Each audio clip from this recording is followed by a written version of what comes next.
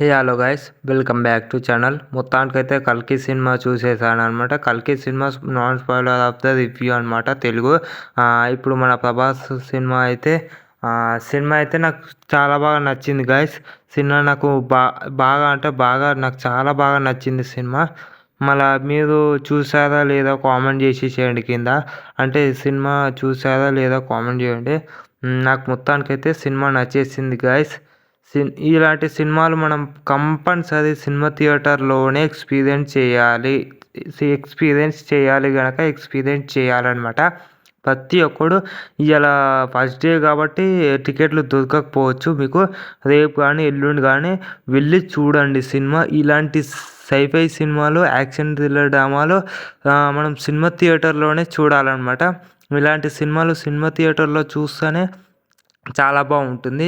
ఇక ప్రభాస్ యాక్టింగ్ గురించి వస్తే కనుక ప్రభాస్ యాక్టింగ్ చాలా బాగుంది. అమితాబ్ బచ్చన్ గారి యాక్టింగ్ కూడా బాగుంది.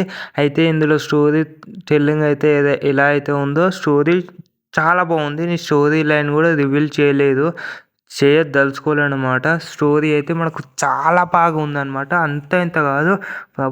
ప్రభాస్ గారు అయితే లాస్ట్లో ఎమోషనల్ సీన్స్ కొన్ని చోట్ల ఎమోషనల్ సీన్స్ అయితే చాలా బాగా నచ్చుతాయి మనకి ప్రభాస్ గారిది అయితే. ఇంకా మెయిన్గా అమితాబ్ బచ్చన్ గారు, కమల్ హాసన్ గారు అయితే వీళ్ళ యాక్టింగ్ రోల్స్లో అయితే వీళ్ళు చాలా బాగా న్యాయం చేశారు. వాళ్ళ క్యారెక్టర్కి మంచి పాత్ర న్యాయం చేశారని చెప్పుకోవచ్చు. దీపికా పడుకోనే యాక్టింగ్ కూడా చాలా బాగుందన్నమాట. ఇందులో కొన్ని క్యారెక్టర్స్ అనేది రివీల్ అవుతాయి అన్నమాట.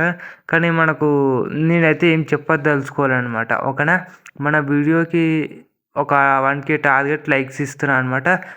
ఇచ్చేసేయండి 1K లైక్స్ అయితే. ఓకేనా, like, share, subscribe to my channel. Cinema అయితే నాకు చాలా బాగా నచ్చింది. ఈ డే కలెక్షన్స్ అయితే నాకు తెలిసి 300 కోట్లు పక్కా అనుకో. ఇక రికార్డులు మొత్తం సృష్టిస్తా అనుకో.